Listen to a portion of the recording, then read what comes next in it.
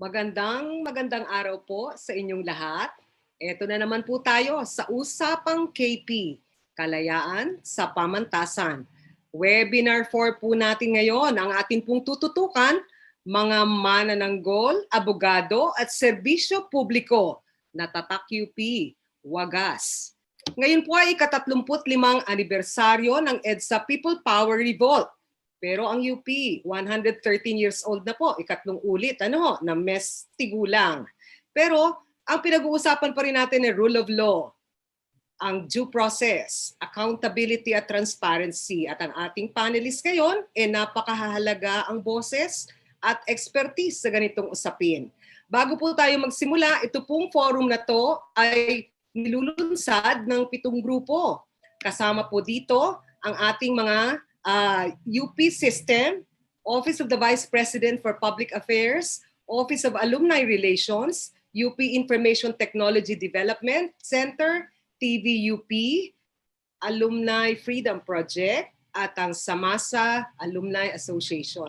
Ang akin pong partner ngayon ay isa ring abogado, si Atty. Raffy Aquino. Parang mas maganda, gwapo ho yata siya kaysa kay Raffy Aluna ho.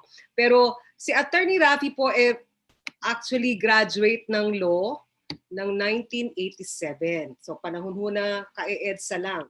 Sa ng bar, 1988.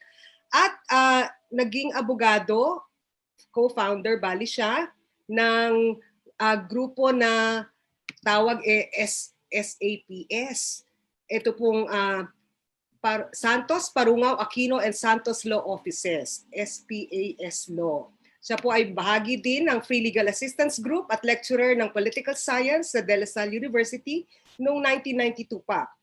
Marami mo siyang specialization pero kadalasan ay yung mga taong maliliit ang kanyang dinidepensa tungkol sa labor law, labor standards, general criminal defense and prosecution. At recently ay may ginawa siya ng article. Co-author siya nung COVID-19 Gateway to Modern Law Practice. Kasama na po ang internet at ang applications na online sa kanyang tinututukan. Atty. Raffy, partner. Magandang hapon, partner. Magandang hapon. At sa mga kapwa nating isko at iska. Paalala lang, Malou, no? This special webinar series, folks, is on academic freedom and it also may be viewed via live streaming on YouTube at the TVUP channel as well as on the TVUP Facebook page. Yan. Okay. At meron din hong dagdag tulong yung Samasa Alumni Association. Nasa twitter.com/UP Freedom Project at facebook.com/UP Alumni Freedom Project / Pwede rin po ninyong mapanood doon yung live streaming at live tweeting. Okay, Raffy, set the topic in context. Yeah. I think UP has to be congratulated. No? It's come up with a very an excellent roster of outstanding Filipinos. Between them, we've managed to cover all the major elements of a strong and modern democracy: constitutionalism, the rule of law, accountability of public officers, human rights, the preservation of the integrity of our electoral system, and of course, responsive and responsible legislation. Tama ka, powerhouse talaga. I am now excited to listen to the insights of these speakers and our panelists on how the education they received from UP equipped them to play such strategic roles in nation building. Okay. All right. Sige. So, unahin na natin yung ating first speaker. Si Associate Justice Antonio T. Carpio ng Supreme Court ay nagiging Chief Justice on 4 instances, acting Chief Justice. Ito yung mga talagang magulo ang mga pangyayari sa Supreme Court. In effect, I was telling him in another instance parang, in effect, siya yung repository ng strength, solidity, ng sustainability ng court. The news media had called him the best Chief Justice the Philippines should have had. He served in the High Court for 19 years from October 2001 until his retirement on October 26, 2019. Ipinanganak po sa Davao City at dating Atenista mula grade school hanggang undergraduate school niya. Pero noong 1970, inalinawan ang isip niya at pumunta sa UP para kumuha ng law degree. Hindi naman ito pagtawad sa ibang mga pamantasan na kapitbahay natin sa Katipunan. He has received numerous awards, Presidential Medal of Merit from President Ramos, Outstanding Achievement in Law Award from the Ateneo de Manila Alumni Association, Outstanding UP Alumni in Public International Law, and the Most Distinguished Alumni of UP. He has served 2 presidents as legal counsel, and on his last year as Associate Justice up to the present, he has embraced a personal advocacy to protect and preserve the Philippine territorial and maritime sovereignty, specifically in the West Philippine Sea. All right, si Justice Carpio po has dissented, concurred, and issued separate opinions on many cases batay sa kanyang paniniwala at philosophy of law, but always in defense of civil and political rights, due process, and always in language, thought, and wit, sharp, elegant, brilliant, and inspiring. So welcome to the webinar, Justice Carpio. Go ahead. Thank you, Malou. A pleasant afternoon to everyone. Thank you for inviting me to this forum on academic freedom. Let me start with the concept of academic freedom. The 1987 Constitution provides, and I quote, "Academic freedom shall be enjoyed in all institutions of higher learning," end of quote. The 1935 Constitution limited academic freedom to institutions of higher learning established by the state. Both the 1973 and the 1987 Constitutions have expanded academic freedom to cover all institutions of higher learning, whether established by the state or not. Academic freedom started as an extension of freedom of expression, which is enjoyed by everyone. Today, academic freedom has evolved as a distinct freedom enjoyed specifically by academic communities, in addition to the freedom of expression enjoyed by all communities.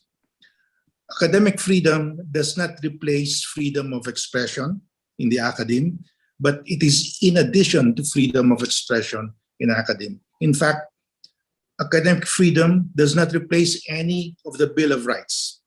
Those who enjoy academic freedom continue to enjoy the full protection of the Bill of Rights. Thus, the faculty and the students in the academe always have the right to due process, the right to privacy of communications, the right against unreasonable searches and seizures, the right to peaceably assemble and to petition the government for redress of grievances, and other fundamental rights enshrined in the Bill of Rights. Based on several decisions of the Supreme Court, academic freedom is enjoyed by the academic institution itself, and by the faculty, and by the students. Academic freedom of the institution means the freedom of the institution to decide who may teach, what may be taught, how it shall be taught, and who may be admitted to study. Academic freedom of the faculty and students means the freedom to seek and express the truth as the professor or the student personally sees it in their academic work. Academic freedom is for a specific purpose, to seek and express the truth, whether in science, history, sociology, politics, or any other academic discipline. Academic freedom of the faculty and students is not subject to control, except the control of the rational methods by which truths are sought and established in academic disciplines. In contrast, freedom of expression enjoyed by everyone is for any purpose or even without any purpose at all, as long as one does not libel another or does not incite immediate lawless violence. That in capsule form is academic freedom under the Constitution. When I was in second year in the UP College of Law, I was the managing editor of the Philippine Collegian when martial law was declared in September 1972. The Philippine Collegian was shut down by the martial law government. When the martial law government allowed the Philippine Collegian to resume publication, I refused to rejoin the Philippine Collegian because of the absence of academic freedom and the absence of freedom of expression and of the press under martial law.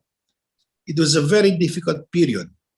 The lesson that I and many others learned from that dark period is to oppose, even if only incipient, any curtailment of our civil liberties and academic freedom by the government.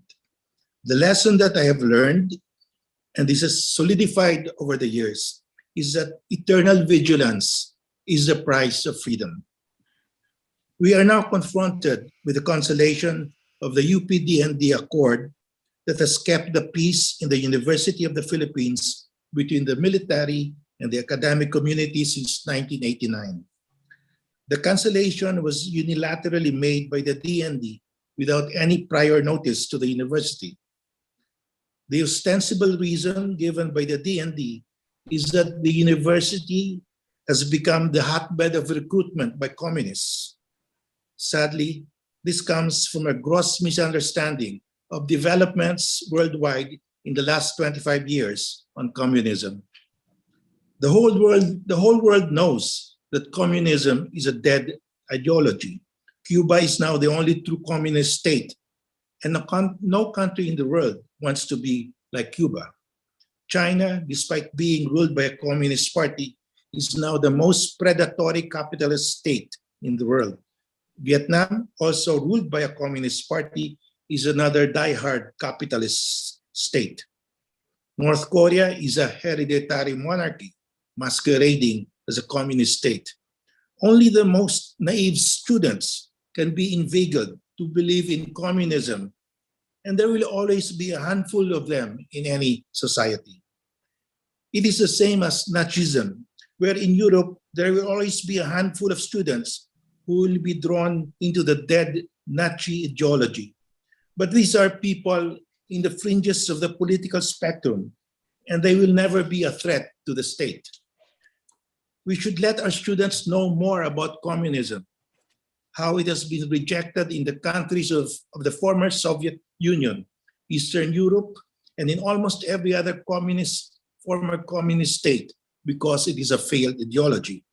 In this way, the students will not be so naive as to be recruited by communists. In short, the antidote to recruitment by communists is to know more about communism. And this brings me to my last point. The cancellation of the UPDND Accord reveals a mindset that's still frozen in the 1970s. This is the same mindset that has spawned the anti-terror law, which seeks to reinstate the dreaded ASO during the martial law period, allowing the military to arrest suspected subversives without a warrant of arrest from the courts. This is the same mindset that seeks to abolish the party list system because some of those elected under the party list system are allegedly communists. Why stop communists who give up the armed struggle in favor of the parliamentary struggle? And this is the same mindset that will disburse 16.4 billion anti-insurgency funds just before the 2022 presidential elections, which to seasoned politicians with their feet on the ground means that the military will be taking part in partisan political activities contrary to the prohibition under the Constitution. I believe that the academic community should dialogue with the military on these issues because this is the only way we can open the eyes of the military to the grave consequences of the initiatives that they have recently been undertaking. In summary, we must resolutely oppose any and all threats to academic freedom, for this is the only way we can safeguard academic freedom. I end my brief remarks here. Thank you for your kind attention. All right. Ang galing naman. Ang daming issue na talakay ni Justice Carpio. Mamaya, sir, mayroon tayong kwentuhan. Raffy, meron tayong susunod na speaker. Tama yun, Malou.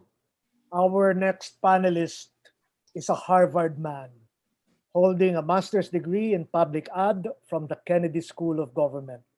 As with Justice Carpio, he is an alumnus of the UP College of Law. He is Sharon's husband, Kaki's father, a farmer, and his children's family driver. Incidentally, he is also a three-term senator of the Republic. He was majority leader from 2004 to 2008 and is now president of the Liberal Party. He also served in the executive branch as presidential advisor to President Pinoy for food security and modernization. But it was in UP Diliman that his public service began. He was a student activist in the time of the dictatorship. He ran and won as councilor of the University Student Council in 1985 and then as USC chair in 1986, both under the Samasa Party, and served as the first student representative to the Board of Regents after martial law. Senator Kiko also served in media as co-anchor and segment host of Hoy Gising and the radio shows Batas and Relos Report with Attorney Kiko. He was also, in the 80s and 90s, a columnist for the Times Journal and the Manila Times. Kliyente din namin sa FLAG si Senator Kiko sa Korte Suprema sa usapin ng Anti-Terrorism Act of 2020. Mga kaibigan, ang kapwa nating isko, si Senator Francis Kiko Pangilinan. Maraming salamat, Raffy. At kumusta kay Malou?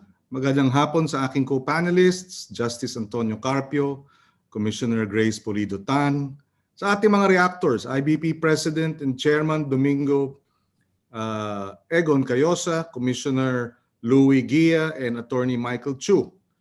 Sa mga kapwa Abugado at Serbisyo Publiko, sa mga kapwa Isko at Iskak, sa lahat ng nanonood sa Usapang KP, magandang hapon at happy 35th People Power Anniversary sa ating lahat.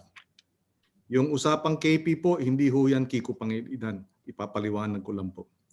February 25, falling on a Thursday, is providential because it suits our Throwback Thursday discussions, or TBT, as Frankie and Miel, my daughters, my teenage daughters would call it. Everyone in this panel knows what happened 35 years ago today. We also know that every revolution or uprising is born out of suppression and oppression. Kung ang panahon ng Hapon noong World War II ang defining moment para sa mga magulang at lolo natin, lolo't lola, then for our generation, it was martial law. For the millennials and our younger participants here, what would be the defining moment? COVID, perhaps. The administration's failure to address COVID, perhaps. The worst economic crisis since World War II. The worst health crisis in 100 years, perhaps. And how do we respond? The unilateral termination by the DND of its 1989 agreement with UP disallowing the military and police in all its campuses under certain conditions is threatening to bring back an ugly past reminiscent of martial law days. And no one is convinced of the military official statements that it would respect the university's much valued academic freedom, especially with armed men perhaps going around and beyond our oval. Paano na kung may isang diskusyon at debate sa isang klase tungkol sa teorya ng sosyalismo, komunismo o liberation theology? Aakusahan ba ang profesor ng inciting to sedition? Paano kung ang isang grupo ng estudyante ay dinidis, ang administrasyon habang kumakain ng fishballs at ng lumpia, pritong lumpia? Aarestohin ba sila? Tatakutin? Paano na kung may isang stage play ang mga estudyante ng theater arts tungkol sa revolusyon at pag-aarmas at sumisigaw ng ibagsak? Uhulihin ba sila dahil sa illegal possession of firearms or inciting to sedition? Ganyan ka-absurd ang mga ginagawa ng nasa kapangyarihan at lalo na sa mga di nila ginagawa sa pag-manage ng pandemya. The danger is real given the spate of killings and harassment, arrests and detention of people who have been ragtagged by the military. During raids, many of those arrested decry how firearms would suddenly turn up inside their homes, offices, or vehicles. Although horrified by these incidents, many Filipinos, being Filipinos, would come up with the humorous remark that the police and military have become plantitos and plantitas, meaning experts in planting evidence, including that of drugs. After perfecting the vilification and murder of quote-unquote addicts na nanlaban, red tagging has been quick and easy. Let us not forget that the abrogation of the decades-old accord came at a time when the tougher anti-terrorism law is being implemented. What followed were pronouncements accusing UP as among the schools that have become breeding grounds of rebels, or red tagged as former rebels captured or killed. The historical events that have shaped UP as an epicenter of activism remains fresh in the minds of the community. The wounds of martial law that have taken a toll on its best and brightest have yet to heal. This explains the university's strong opposition to the termination of the accord. No less than the 1987 Constitution in Article 14, Section 5 provides that, quote, academic freedom should be enjoyed in all institutions of higher learning. Retired Associate Justice Vicente Mendoza expounded this, saying, quote, it is essential to the existence of a university as a sanctuary of learning by giving it the right to determine what to teach, how it shall be taught, who may teach, and who may be admitted to study. Close of quote. Vicente G. Cinco, the 8th president of UP, has written, and I quote, there is but one cause which can write finish to the existence of the university, and that is when it can no longer advance the frontiers of knowledge, when students and professors grovel in abject obedience to authority, and when it submits its judgment to outside directives. Close of quote. Justice Frankfurter, a most revered U.S. Supreme Court magistrate on the subject of academic freedom, stated, and I quote, it is the business of a university to provide the atmosphere which is most conducive to speculations, experiment, and creation. Close of quote. Education Secretary Liling Briones, who hails from our own NCPAG, has in her many years as educator and now as education chief pushed for an education that truly liberates and promotes critical thinking. Without academic freedom, students and professors may have reservations about discussing ideas, researching further, investigating, freely taking their learning to new heights, lest they be branded terrorists or communists by state agents, now freely allowed to roam the campus. This will impede critical thinking and analysis, exploration and excellence. I am reminded that some 500 years ago, Galileo was excommunicated for saying that the earth was not the center of the universe. Ignorance is dangerous in that sense. Because academic freedom is the freedom to think, speak, move, and even dissent. It is a freedom that everyone is entitled to. A freedom that UP allowed its students, activists or not, and a freedom that everyone must enjoy. The UP-DND Accord worked all these decades because it made sense. Students and professors must feel safe in their beliefs and convictions and must find the university a safe haven. Yes, there have been UP students who took up arms, as there have been UP students who have become presidents of the country, government officials, tycoons, social workers, doctors, artists, inventors. Education, when allowed to flourish, can take people to their dreams, even unexpected dreams. I was 19 when Ninoy Aquino was shot in 1983. There were massive protests and students were tear-gassed, truncheoned, and arrested. Tulad ng stereotype ng UP student, naging aktivista ako pagkatapos ng Aquino assassination. That was my defining moment. I started questioning what was happening around me. I thought eventually mamumundok ako, like the others, because it was the only way at that time to fight the dictatorship, I thought. It was a shift too radical from my original dream of becoming like Neil Armstrong, an astronaut, from the moon to the mountains, which I thought that time was needed and the only way to serve. Ibang-iba siguro ang buhay ko ngayon kung hindi ako naging woke, and UP and the academic freedom we enjoyed despite the dictatorship's threats to the UP as an institution. According to the Gallup Strengths Finder test, I took some time back, strengths ko daw ang responsibility and belief. We are responsible for what we love. Mahal natin ang inang bayan. We value values. Things that were internal and external to me matched. When the improbable happened, a dictator would be disposed in a peaceful revolt, and democracy was restored in 1986. There were debates in the protest movements, in the radical progressive movements, for or against armed and parliamentary struggle. I chose to pursue the electoral possibilities that the new democratic space presented and ran in the first local elections since the restoration of democracy in 1988. Serve the people, or STP, was how we activists used to sign off our letters. And activism has kept me on this path of serving our country and our people. Sabi nga sa modified UP naming mahal, dito maglilingkod sa bayan natin. In our pending bills at the Senate and its counterpart measure by Congressman Kit Belmonte at the House, we seek to uphold academic freedom and protect UP and non-UP students and faculty from unreasonable interference or restriction by authorities.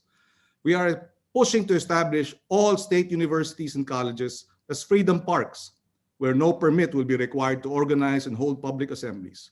We also propose to prohibit uniformed personnel from interfering with peaceful protest actions by SUC constituents within their premises.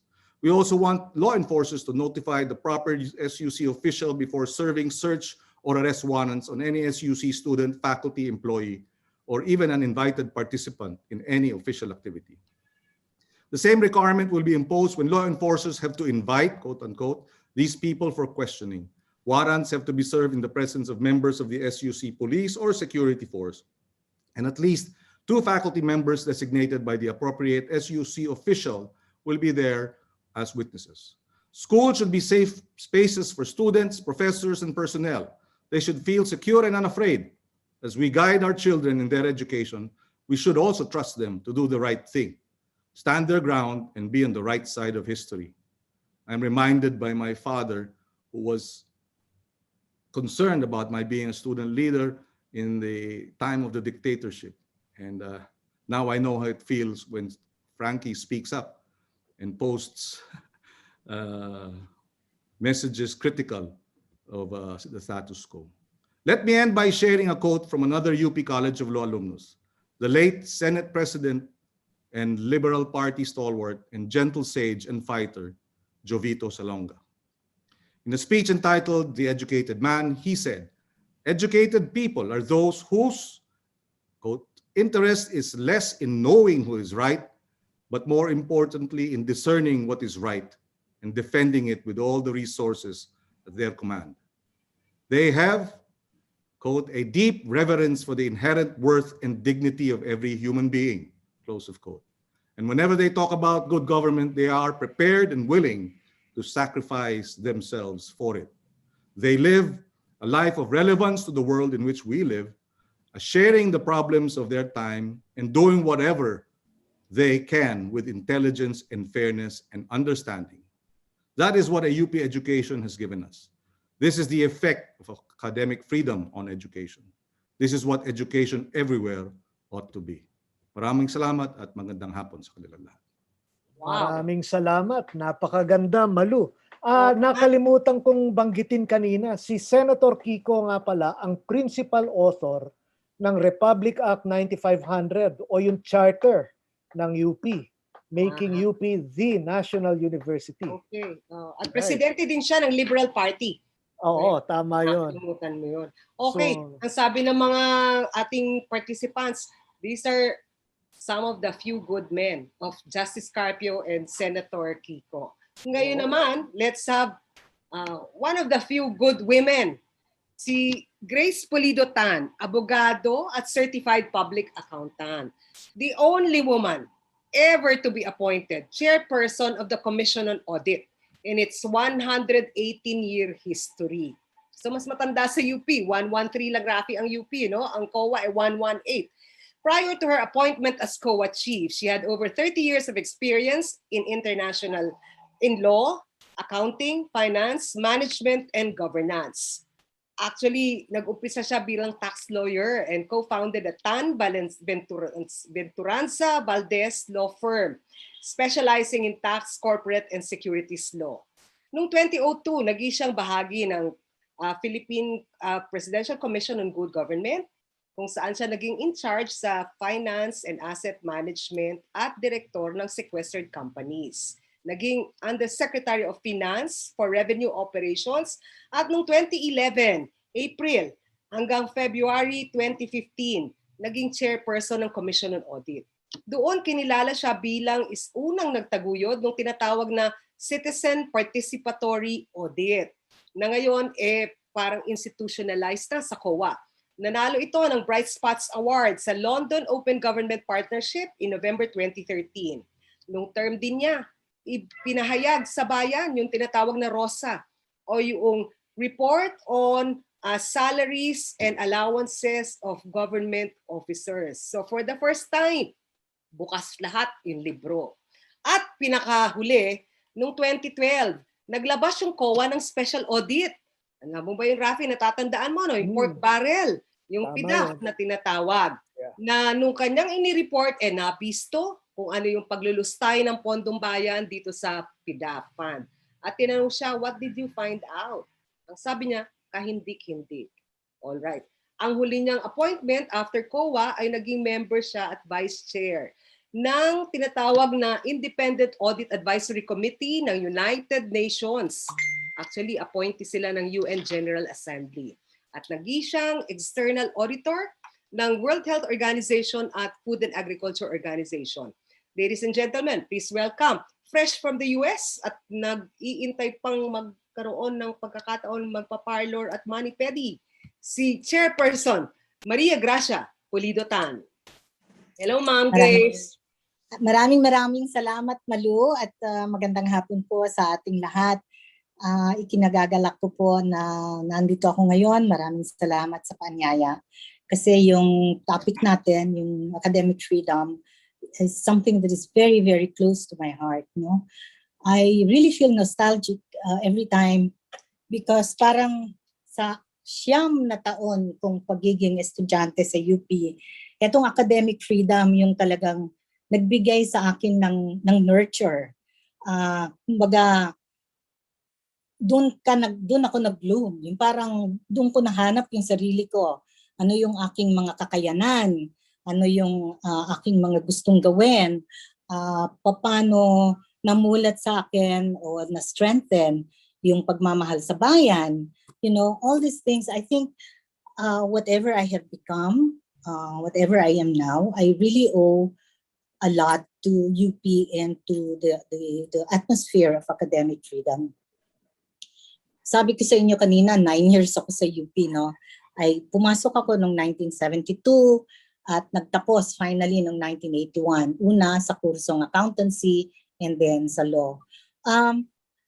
Sa akin, napaka-providential yung pagpasok ko noong 1972 kasi kahit paano, nasubukan ko pa, natikman ko yung buhay UP talaga na ang DNA niya academic freedom. Wala pang martial law noon. And I was fresh from the province. Wala akong kamuwang-muwang sa mga pangyayari, activism and all that.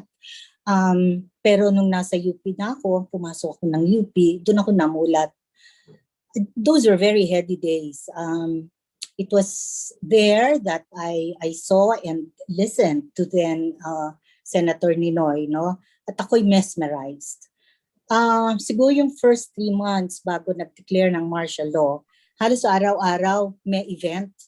Meron kaming pinupuntahang mga teaching, DG, mga kung ano-ano, no? Tapos madalas nasa AS lobby ka lang o dun sa steps, nakikinig sa mga nagsasalita. And, you know, it was a totally different kind of life for me. It opened my eyes to a lot of possibilities and to my own potential, and to the potential of everyone in UP at that time. No?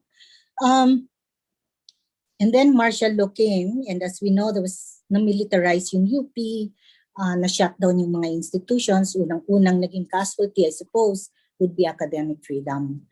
But nonetheless, hindi talaga masusupi lang UP at ang kanyang estudyante at faculty, no? So naghahanap kami ng paraan. I feel very privileged also that my classmate, one of my classmates, my dear classmates in the College of Business and Accountancy was the late Dito Sarmiento. And you know, he was with the Collegian, Philippine Collegian. He was my kuya. I was with him. I was working with him sa Collegian. And siya yung nagpauso ng kung hindi ngayon, kailan pa, kung hindi tayo, sino, something like that. Yeah, diba? And he suffered a lot for his activism. Pero nanindigan siya eh. And that is what I really admire. Para sa akin, natutunan ko din yon, to stand your ground. At kung ang iyong adhikain naman ay maayos, no? At sa palagay ko naman naging maayos, lalo na when it comes to helping country and people, lalo na yung mga walang kakayahan, yung mga talagang vulnerable na sectors ng society. Why not? You know, I would. And that was dito for me. So, maski martial law, yung academic freedom sa akin, naging realidad pa rin. Because of people like Dito Sarmiento who were into my life in a very intimate, concrete, and direct way. No? And then after that, I went to law school. Naku, pagpasok mo pa lang sa law, di ba, laki-laki naka-emblazon doon. The purpose of the law school is to teach law in the grand manner. And kami naman, to learn law in the grand manner. So, maski walang academic freedom by the very nature of law, na it's a discipline, it's an area na lahat ng klaseng pag-iisip nandun, no?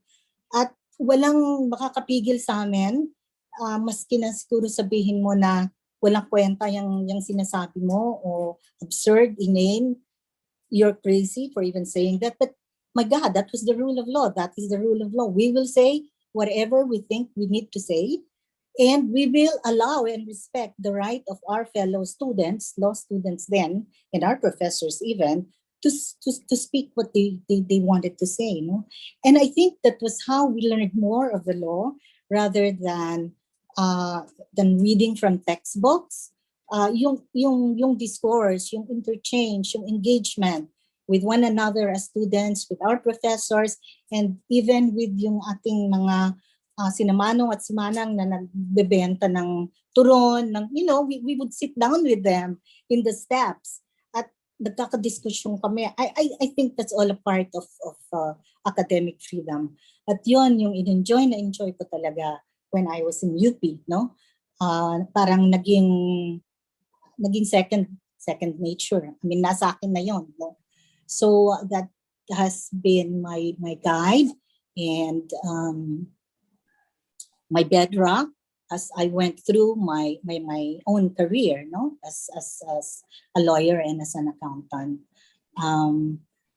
Kaya siguro nung nasa COA ko, nakita niyo paano ko naman pinagsikapan na manindigan, no? There's always a lot of pressure. There was a lot of pressure. But I think that moral courage, I did not have to look far for it. Kasi nung binaon ko na yon from UP and through the years, na-strengthen lang siya ng na-strengthen.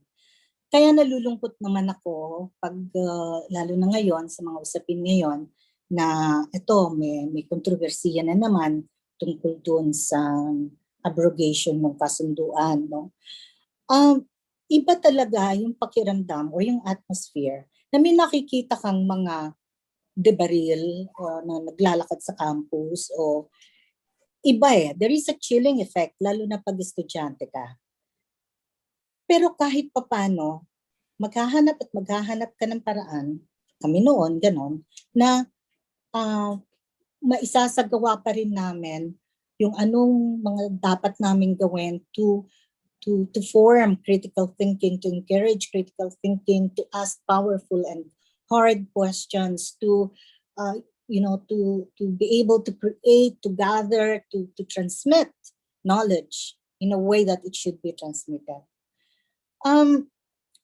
Sa UN, total na pag-usapan na rin lang naman natin, no? There is a rapporteur on, special rapporteur on free speech and on the opinion and expression. Ito yung nakakapaloob dun sa International Covenant on Civil and Political Rights. Treaty ito, panahon 1966 pa, at ang Pilipinas ang isa sa mga unang signatories nito. So kabilang tayo dito. And doon, dito sa treaty na ito, talagang pinopromote ang academic freedom. Nitong 2020 lang, there was a report to the General Assembly nung special rapporteur and a group of people about the state of academic freedom in all member states. No? At nakakatuwa na there is this thinking, I think maybe Michael can talk to us about it later, na recognize ang academic freedom as a human right. It is not simply the right to freely express oneself, the right to form opinions and to express them, but in itself is a human right. Kaya yung emerging thinking ngayon is parang pinag-uusapan ng mga member states na sa pag-assess ng compliance natin sa human rights, kasi na-assess yan every year ng mga member states, peer-to-peer evaluation sila. Isasama ngayon ang metric, yung kung paano or to what extent a member state is promoting academic freedom. Kasi commitment din natin yan na ipopromote natin ang academic freedom. So hindi lang, sabi kanina ni Justice Carpio, na it's in the Constitution. Yes, it is there and it's everywhere really. So I hope that the UP community, the faculty, the students, no, will continue to be vigilant, will continue to be woke, and to do everything that will promote and sustain academic freedom. Na sana ito hindi natin ipapamigay kung kailangan nating ipaglaban. At ang paglalaban naman hindi lang naman by arms, no. This is, I'm not saying that we should bear arms, but to really believe in it, to believe in academic freedom, and to promote it even in our own small circles. Dapat ipagpatuloy natin yon. Alam niyo, nung lumabas yung red tagging, isa dun sa mga na-red tag kasama ni Atty. Raffy is also my classmate, si Alex Padilla. Tawa kami ng tawa kasi, si Alex, NPA, red tip, pwede, burgis yan, you know? But hindi mabubuhay sa bundok yan. I mean, you know, even the late Dito Sarmiento, hindi mabubuhay sa bundok yan. But you know, they were full of ideas and they were very passionate about these ideas, whatever these are, especially that which would relate to bettering the conditions in our country. So what's wrong with that, diba? And it's only genuine academic freedom that will be able to open the minds of more people, of more students, not only from UP, but sa lahat sana ng higher institutions of learning, para etong minimiti nating academic freedom ay masecure at talagang papakinabangan nating lahat. Just to end, no, isa rin ito sa mga SDGs, yung mga Sustainable Development Goals. Ganun siya ka-critical, ganun siya ka-integrated sa development ng isang bansa at mga tao. No? Hindi pwedeng tanggalin yon, otherwise hindi tayo buo. As a people, as a race, as a country. So maraming salamat and I'll be very happy to engage more later in the question and answer. Thank you. Maraming salamat po, Chairperson Grace. At maganda yung sinabi ninyo, no? Baka isama na sa Universal Periodic Review yata yun. Ano po? Yung assessment of compliance ng Pilipinas sa ICPD. At academic freedom is a human right. Yun yung emerging consensus. All right. Maraming salamat to. Marami na hong pumapasok ng mga katanungan pero meron pa tayong 3 reactors, Raffy. Ito naman galing sa ibang larangan, Academe, Bar, and Electoral Reforms Advocate. Okay, Attorney Raffy. Yeah. Natin yung una nating... Oo, Malou, bago po ko pakilala yung una nating reactor, shout out muna sa mga kasama nating nakikinig tungkol sa academic freedom, mga isko at iska at mga kapwa nating Pilipino mula pa sa Bungaw, sa Atimonan, sa Quezon ito, sa Panabo City, sa Davao del Norte, sa Sultan Kudarat at sa Vancouver in British Columbia. Kumusta po kayo? Our first reactor. Our next reactor is the 25th National President of the Integrated Bar of the Philippines. Aside from his law degree, he also received his degrees in economics and military science and tactics, as well as his MBA from UP. He heads his own firm and serves as counsel and consultant for various corporations, government agencies, and non-governmental organizations. He taught in various universities and lectures for the MCLE and the Philippine Judicial Academy. He is a member of the Philippine Institute of Arbitrators, ASEAN Law Association, Law Association of Asia and the Pacific, Philippine Bar Association, and the Vanguards of the Philippine Constitution. His service in human rights, environmental protection, and alternative dispute resolution is widely recognized. He is recipient of, among others, the Presidential Lingkod Bayan Award for Outstanding Public Service, the Outstanding Cagayanon Award, and the Gawad Dangal Award of the PNB. Napakahaba pa po pero hindi tayo matatapos pag binasa nating lahat. Just recently, he very kindly brought to bear the considerable prestige of his office as IBP National President in defense of the 3 UP alumni lawyers who were ragtagged by the military. Alex Padilla, Rowan Libarios, himself National President of the IBP before Egon, and myself. Salamat para dito, Pangulo. I introduce to you my favorite cadet officer in UP's Field Artillery. We are the battery, we are the best battalion. Attorney Domingo Egon Cayosa. All right, Vanguard. Thank you. But thank you very much, Raffy, for the abbreviated introduction. And let me just assure and clarify that, of course, as a UP alumni, it was my duty to speak out for our lawyer colleagues. But as I said in our statement, we speak out against red tagging, not only for lawyers, but most especially for those lesser people who cannot defend themselves. So it is a pleasure coming to your defense. Ako ay nagpapasalamat at isang karangalan na makasama ko dito sa forum ang aking dating profesor sa taxation sa UP College of Law, si Professor retired Justice Antonio Carpio, and who, while acting as Supreme Court Chief Justice, resolved very quickly issues and concerns of IBP brought before the Supreme Court. Truth to tell, the Honorable Justice Carpio was one of our inspirations in launching the IBP's Justice Bilis campaign.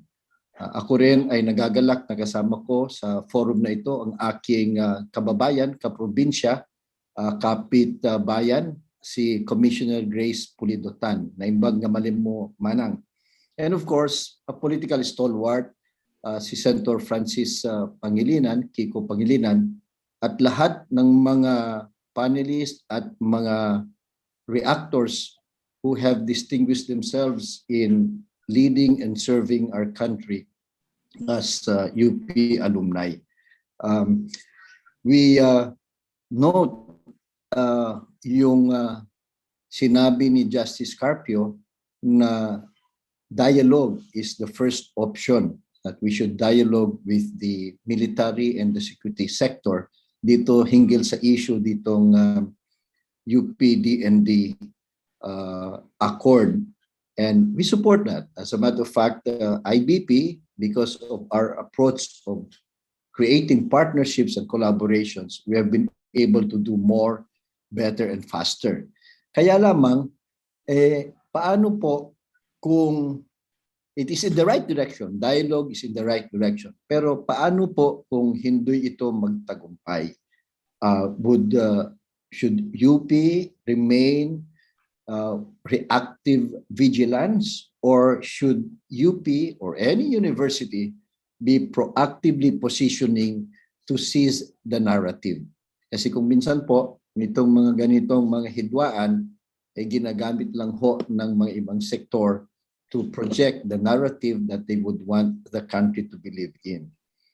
We also appreciate and commend si Senator Kiko at another UP Law alumnus, si Congressman Belmonte, for their legislative initiative para protektahan ang kalayaan, academic freedom sa UP at sa mga state universities. Ang isa lang ho tanong dito, ito ba ay special lang sa UP at mga public schools, or should we equally promote, if not even more vigorously promote, academic freedom in the private institutions of higher learning? Kasi itong mga public schools, UP, sanay na ho tayo dyan sa pakikibaka. Kung minsan, kinakailangan din ng mga private academic institutions ang tulong ng mga legislators, tulong natin, para kasing dynamic at kasing tapang din sila, kasing giting din ng UP at mga public schools sa malayang pagpapahayag at pakikibaka kung kinakailangan. Yun ho naman kay Commissioner Grace Tan, nagpasalamat tayo, agyaman unay manang, for sharing with us your experience that even in the time of martial law, there is and there can be academic freedom as long as the professors and the students are brave enough and are open enough. Ang tanong natin ngayon, kasi ang ating pinapangambahan yung bang the so-called chilling effect sa ating mga professor at ating mga estudyante itong mga nangyayaring ito. So how do you propose that we lessen, if not minimize, yung chilling effect kung meron man sa ating mga scholar ng bayan at lahat ng mga estudyante sa mga at mga guro sa mga paaralan. So ito ho yung aking reaksyon dun sa mga napakagaling at napaka-personal na pananalita, sharing, pagkikibahagi ng ating mga panelists. Maraming salamat ho sa inyong dunong, sa inyong inspirasyon at sa inyong pagpapaliwanag. Magandang hapon po sa lahat. Thank you, Attorney Egon. Naku, yung Cagayan chapter ng IBP nandito kasama natin. Bumabati kay Manang Grace. Alright, may dalawa pa po tayong reactor, no? Dahil marami ng questions na pumapasok. Ang susunod po nating reactor ay isang electoral reforms advocate. Dati pa man, kahit hindi pa siya na-appoint sa COMELEC, siya po ay bahagi ng grupo ng mga abogado na nag-pioneer sa electoral reforms at campaign finance monitoring. Si Attorney Louis Tito Guia ay commissioner ng Commission on Elections hanggang nitong Pebrero 2019 at kilala sa buong mundo. Marami na po siyang napuntahan at nabahagi na ng kanyang expertise sa campaign finance. Kasama na po dyan yung mga grupo ng mga electoral reform advocates ng Thailand, Indonesia, Maldives, Kosovo, Papua New Guinea, Libya, Kenya, Kyrgyzstan. Parang ito yung recruiter, kung saan-saan pumupunta. At ngayon, yung kanyang electoral reforms advocacy, kasama na rin yung mga grupo niyang siya naging board member at naging officer. Katulad ng, kilala ninyo yung LENTE, yung Legal Network for Truthful Elections at yung dating Libertas. At ngayon, nagtuturo siya sa Philippine Judicial Academy. At tumutulong pa rin sa NAMFREL. Sa kabuuan, mga 20 taon na siyang nasa electoral reforms mula nung naging siyang staff fresh out of law school sa ilalim ng opisina ni Chairman Christian Monsod ng COMELEC. Doon na rin niya nakita yung kanyang natagpuan ng kanyang naging misis na electoral reform advocate din, si Miss Carla. Attorney Louie, may mga tanong na sa inyo tungkol sa premature campaigning pero mag-react muna kayo. Good afternoon. Good afternoon po. Magandang hapon, Ma'am Malou at Attorney Raffy. Magandang hapon. Siguro, I'm actually very privileged to have been invited to give my reaction on the issue of academic freedom to a panel composed of elites in the legal profession. Si Senator Kiko, who was my contemporary at the UP College of Law, Justice Antonio Carpio, who was my tax law professor in my the same college in UP College of Law. Hindi ko na ikikwento ko ano yung grade na nakuha ko sa kanya. Chairperson Grace Tan for her who was most admired in her work at the Commission on Audit. Aming pong IBP President Attorney Igon Cayosa at si Professor Michael Chu. Magandang hapon po sa inyong lahat. Hindi ko po alam kung ano pa ang may dadagdag ko sa mga by way of reaction sa mga nasabi na ng mga presenters, pero siguro ang panggagalingan ko na lang bilang isang UP alumnus na napaka-ordinaryo, no, nung ako ay naging estudyante, kasi unlike the other speakers who have distinguished themselves in their not only in their professional careers, but they were also distinguished student leaders and campus personalities. Ako po ay isang simpleng estudyante lamang na hindi sumali sa mga organisasyon, papunta-punta sa rally, pero sariling kayod lamang po. No? Ang sinamahan ko lang organisasyon ay yung aking provincial organization dahil namimiss ko parati yung aking probinsya sa Pangasinan. No, having come from a community that is religious and conservative, where as a devout Catholic I was a daily communicant, my first experiences in UP were initially shocking. But eventually I found UP interesting and nurturing. I met professors and fellow students of different beliefs and persuasions. They range from those who have the most radical ideas on social issues. Meron din ako mga nakita na very proud atheist. You also get to meet those who hold the most reactionary beliefs, including people who proudly believe that Marcos and martial law were the best things that happened in our country. Ganyan po yung chapsoy ng mga tao na nasa UP. No? There were also those who would approach to reproselytize you by using an opening line that goes, "Do you want to be saved from hell?" No, I have never been recruited by anyone from the underground movement. At least, even if I hope that I should have been. Instead, it was the zealous members of the Campus Crusades for Christ who saw the need to save my soul when I was in UP. Yes, I could have been an activist or even a rebel, but I could also have been a pastor or a missionary or an unaffected bureaucrat. Ang sinasabi ko lang po, hindi po formula na pag naka-UP ka, nakatakda na yung pupuntahan mo. No, yun ang aking karanasan. Ang basta nakatatak lang sa utak namin nung kami ay siguro I represent also the 80s, no? Kasi medyo 70s yung mga unang nagsalita, yung prinsipyo ng academic freedom at critical thinking. We're often told that UP education is basically anchored on developing critical thinking among its students. We are trained to question and not just to accept anything that we are asked to read or anything we are made to see. We are prodded constantly to relate and juxtapose the theories and concepts that we learn from the classrooms with the realities of Philippine society.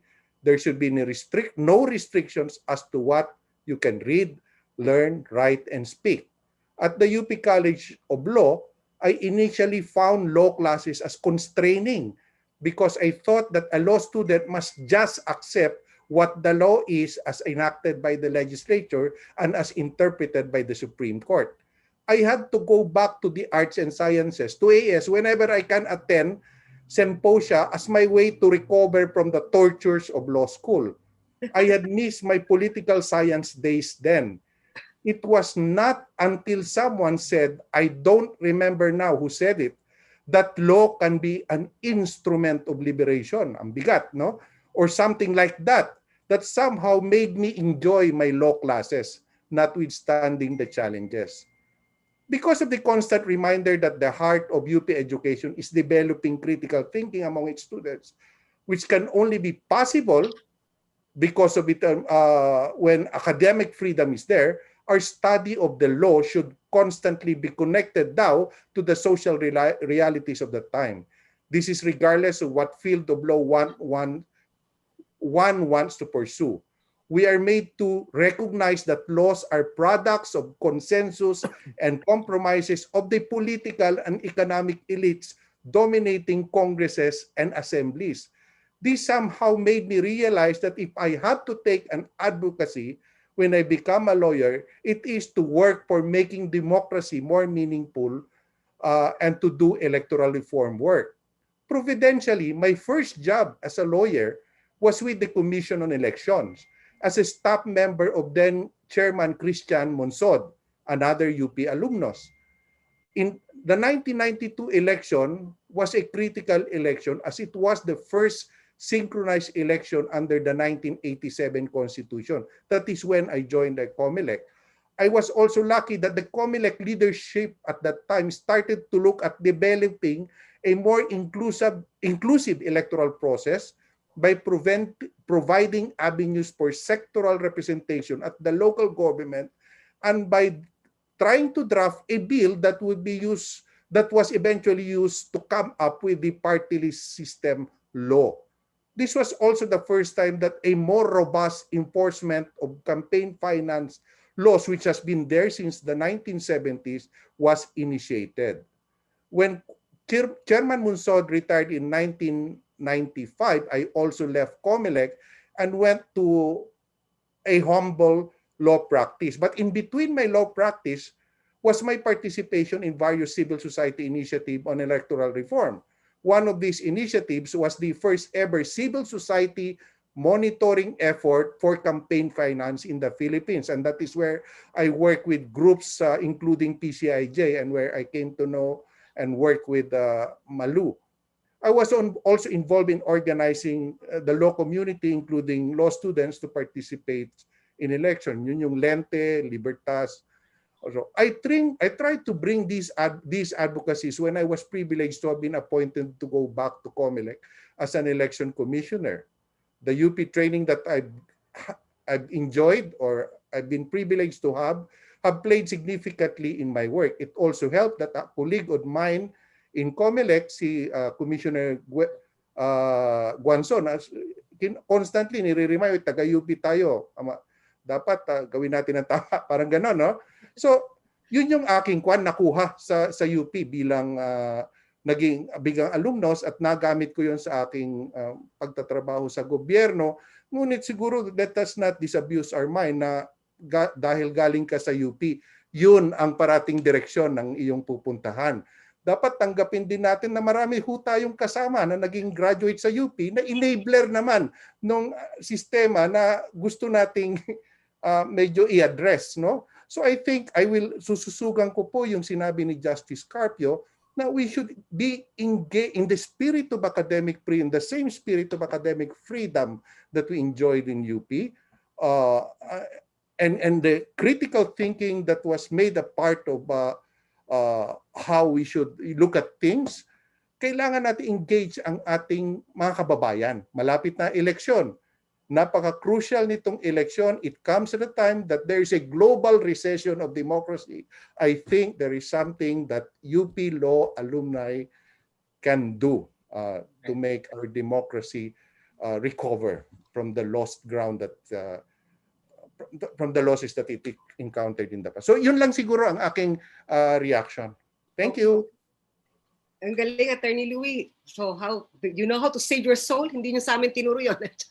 Meron palang mahalaga yung sinabi niya, no? May democratic recession. Hindi lang economic recession. Mamaya ako pick up tayo, marami ng katanungan. Attorney Raffy, meron din sa yung nag-thank you, si Jewel de la Cruz, mentored by Attorney Raffy and his incredible wife. Mas incredible si wife kesa sa'yo. Anyway, ang huli po nating speaker, hindi naman papahuli kahit siya'y pinakabata. Si Attorney Michael Tew Jr. ay Senior Legal Associate ng UP Law Center, Institute of Human Rights at Professional Lecturer sa UP College of Law mula pa noong April 2018. Siya po ay instructor din dati sa De La Salle College of St. Benilde and was also an attorney, court attorney and associate of the Lainez, Losada, Marquez Law Offices noong 2015.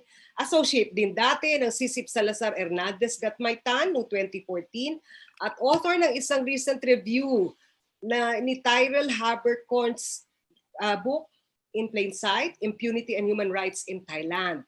This was published recently in Asian Politics and Policy. So, si Mr. Tew po ang ating youngest na speaker ngayon pero guro at tumutulong sa field ng human rights. Attorney Michael Tew Jr. Welcome. Magandang hapon po sa ating lahat. Ako po ay nagagalak na naimbitahan at kasama sa reactors ngayong hapon. Kasama ang mga tinitingala ko lamang ng mga miyembro ng ating profesyon, si Justice Carpio, si Senator Kiko, si Commissioner Grace, Commissioner Louie at si Attorney Egon. No? At ako ay nagpapasalamat na kami na nasa universidad ngayon ay nagbe-benefit pa rin sa lahat ng sinulong nila bilang public servants at leaders. At ngayong hapon, ang reaksyon ko po siguro ay manggagaling sa present member ng kolehiyo. At ako po ay mangangahas na sabihin na siguro bahagi ng kung naging sino sila na ating mga legal luminaries na kasama ngayong hapon ay dahil sa UP College of Law at ang kanilang experience of academic freedom while they were learning the law. So meron po akong mabilis lamang na presentation. Ako ay magsisimula doon sa law and academic freedom na nabanggit na din ni Justice Carpio at ni Sen Kiko kanina, so hindi ko na po yan uulitin. Gusto ko lang sigurong i-emphasize na kasama dito yung tinatawag natin na 4 essential freedoms, no, na sinimulan sa kaso ng Garcia na sinasite yung Sweezy at alam ko nabanggit na ito sa dating webinar. Who may teach, what may be taught, how it shall be taught, and who may be admitted to study. And of course, always limitation pa rin ang constitutional rights ng mga estudyante kahit napakalawak ng ating leeway na ibinibigay sa academic freedom. At nagagalak din ako nakasama natin ng principal author ng UP Charter, si Sen Kiko, na nagpaloob ng academic freedom bilang right at responsibility ng ating universidad as a national university. But what I want to focus po ngayong hapon is yung aspects, 2 major aspects of what academic freedom is in reaction to itong mga sinabi ng ating panelist. How it shall be taught. Sa ating pong kolehiyo, meron iba-iba, no? Hindi naman monolithic ang law teaching sa University of the Philippines in the exercise of the academic freedom of the individual faculty members and of the institution. Pero meron tayong commonalities, at commonalities dito yung una, case method. Hindi po ito i-discuss ko in a superficial way. Ang importansya po kasi ng case method, yung pag-discuss ng kaso na dinidesisyonan ng ating Korte Suprema, ay hindi lamang para tingnan kung ano ang facts at kung ano yung doctrine na pronounce doon sa kaso, kundi ito yung exposure at appreciation sa political historical events ng ating bansa. Para po sa amin na who weren't around noong martial law, noong People Power Revolution, noong first na martial law, no? Of course, meron tayong recent iterations niyan. Ay dito po namin nakikita yung ating experience as a country at sa mga kaso na aming binabasa at pinapabasa sa mga estudyante ngayon, at malaking bahagi po niyan yung pag-intindi kung bakit po ba nagkaroon tayo ng itong 1987 Constitution na ating tinitawag. Kasama na din dito yung pag-distill ng core legal principles na hanggang ngayon ay pundasyon ng serbisyo publiko ng ating mga abogado mula sa kolehiyo. And this means that we are always mindful of the context in which these cases happen and are decided. Therefore, we look at the policy, that the laws, which the laws are involved, and also the social justice considerations. And kasama na nga po din, sabi nga po ni Commissioner Grace kanina, critical thinking is very important. At dinidevelop din po yan ng Socratic method ng ating kolehiyo. We pick apart decisions of the court, of the Supreme Court as a public institution, as one of the institutions in Philippine society, and that's an important part of our education bago ka ipalabas sa society para magsilbi sa mamamayan. And it hones the ability to create and imagine as lawyers, no? And one of the important things really nakita natin recently sa arguments on the Anti-Terrorism Act, yung how you deal with the pressure, and that's important. And ito hindi kaiba sa trabaho ni Attorney Raffy, for example, sa flood, na talagang you contend with law enforcement on a regular basis when you defend your clients. So that's one of the things that the college prepares you for. And that, for me, I think is a public service in itself. And of course, a very concrete way that we do public service is also the clinical legal education. Ito yung talagang may interaction ka sa taong bayan na lumalapit at naghihingi sa'yo ng tulong panligal dahil hindi nila afford. Right? So at syempre competent yung service na dapat ibinibigay mo. So this is how we teach among many other things, but at the core, this is how we teach law in the UP College of Law. And of course, at the end of it all, we teach the law, but it's the law that is not devoid of context. Nasabi nga, nakita niyo naman yung ating panelists, no, they are lawyers and they are experts in their craft, but they are not legalistic. They don't engage in legalisms, but they always recognize that there is a context and there is social consciousness in the way that they do public service. And so that's an important part of, so at the end of it, I would say that law teaching in the college allows you to exercise your academic freedom, but also to make the students think for themselves. And so that before you release them to the public, you are sure that they are competent, that they know the value of integrity. And because of our panelists today, we know that when you have lawyers who are competent, when you have lawyers who have integrity, your institutions could work. Although not all the time, but you have those agents there who could make our institutions work. And so at the end of it, the aim and objective, as our Supreme Court case says, is to teach public service in overt and non-overt ways. And I think that's how best to attain, and that's how we teach law in the grand manner. Maraming salamat po. Wow, law in the grand manner. Maraming salamat, Attorney Michael. And Raffy, marami ng questions. Umpisan ko lang ng konti itong shout-out ni Tessie Angsi. Hello to my friend Grace Pulido Tan, like her and Senator Kiko Pangilinan. It's a source of nightmare to think, quote, what if I didn't go to UP, unquote. I'd have remained in the bastion of conservatism and traditionalism that's Binondo. Si Tessie Angsi po, yung tulay, yung founder ng tulay, yung Filipino-Chinese organization na nagpo-foster ng conversation and dialogue. Attorney Raffy, maraming tanong. Pwede ba natin umpisahan dito sa isang tanong para sa lahat ng panelists? Now we face a crisis in the bureaucracy being dominated by military minds, considering that most department heads are former soldiers or officers.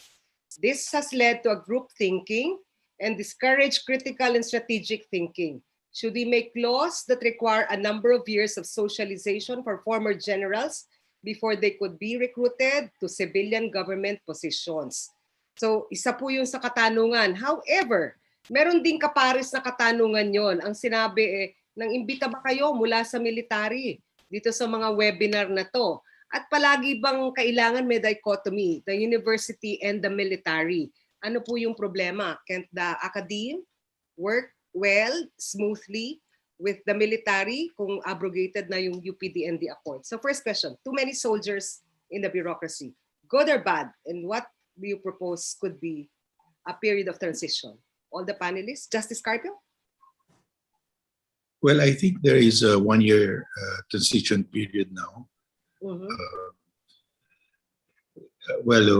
The president, as the appointing power, has the discretion to appoint any person he chooses, and if it's approved by the Commission on Appointments gives its consent, well, that's constitutional already.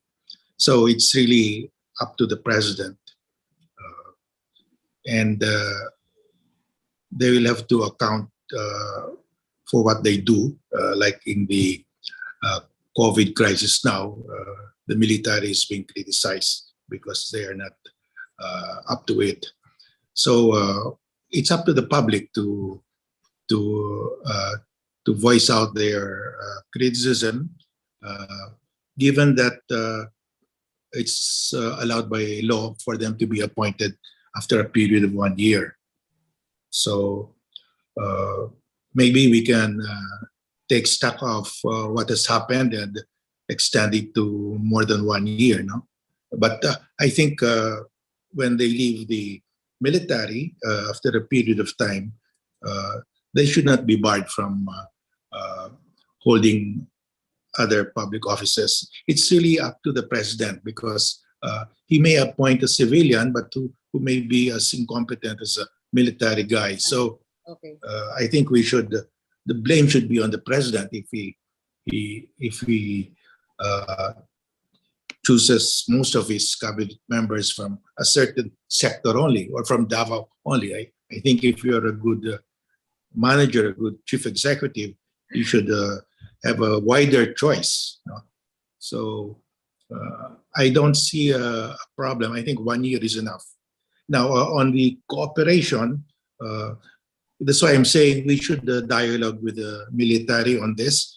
Our problem is that the DND unilaterally canceled without prior notice, without even prior consultation with the university. This could have been avoided. But we can still discuss with them. And I think we should discuss with them what's happening, not only in the academe, but also in their other initiatives, which I think is not really good for the military in the long run, because we all want the military to remain neutral, to be true to their task of being the protector of the people. But of course, they will not always be perfect in their job. And if they are doing some things that are not correct, it's also our duty to point this out. Thank you. Okay. Quick responses from Senator Kiko, Ms. Grace, Attorney Grace. Yes, Kiko. Yeah, well, I share the view of Justice Carpio that really, ultimately, it's the appointing power has that power, no? And kung pipili siya ng puro military, syempre, ako kasi, in the context of what's happening today, I guess that's why the question was raised. From day one, this government has really, has really had this inclination for authoritarianism. Nag-umpisa yung July 1, bago pa mag-July 1, nag-umpisa na yung tukhang eh. Diba? So these draconian measures, these iron fist policy, and the authoritarian bent has been here from day one. Okay. And therefore, the appointment of military officials in this administration is part and parcel of that entire thrust. No? We have had the longest, and constitutionally infirm, to my mind, martial law declaration since the restoration of democracy, 2.5 years. But what do we have to show for? Marawi is still, in what, 20%, 30% rehabilitation after 4 years, and then the longest lockdown, the longest closure of schools in 14 lamang ang nagsasara ng sa buong mundo of 150 plus countries. Pagsasara ng ABS-CBN, these are all authoritarian, draconian, the passage of the anti-terror law. So I guess we look at it in that context, and I agree. In the end, how do you hold this administration to account? And I will go to what Commissioner Louie was saying. Maybe we should get more people to register so that they use and exercise the right to vote and make sure that they vote those who are deserving. Okay. And we have 15 months before the May 2022 elections. All right. And one more point. And based on the presentation of the COMELEC in the hearing in the Senate the other day on the Electoral Reforms Committee, 73 million ang eligible voters natin 18 and above by May 2022. But only 58 million are registered. So you have around 15 million who are not registered. And we know 15 million, it's close to 16 million. That's the number of votes that elected this administration into office. So maybe that's what we should look at, how to hold them to account. And of course, as we've always, the basic tenet, you hold them to account in the polls. Okay. Yeah. Thank you, Kiko. All right, si Attorney Grace, would you have comments on that? Nakamute po kayo. Sorry. Okay. Susundan ko yung sinabi ni Justice at saka ni Senator Kiko, no? Na actually hindi naman kung marami ba silang, kung maraming military o hindi, but ano yung kakayahan, no? And they mentioned about at the end of the day, it's really the appointing power. So sa akin naman, let's push it further down or further up, and we will see that at the end of the day, it's really us who are responsible for it. Kasi tayo ang naghahalal ng appointing power. So more than the registration of voters, no, kailangan sa palagay ko yung mas matindi pang voter education, lalo na in terms of paano natin bigyan ng kaukulang halaga yung ating right of suffrage. Parang sa tingin ko, not a lot of people really appreciate what a privilege it is to be able to vote and what a big responsibility that one vote is.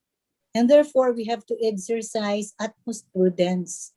At kung kaya kailangan natin ang academic freedom. Kailangan talaga natin yung napag-uusapan itong mga bagay-bagay na to. Kasi kung limitado yung alam natin, yung ating power of choice magiging limitado din, lalo na yung ating exercise of discernment and decision when we cast a vote.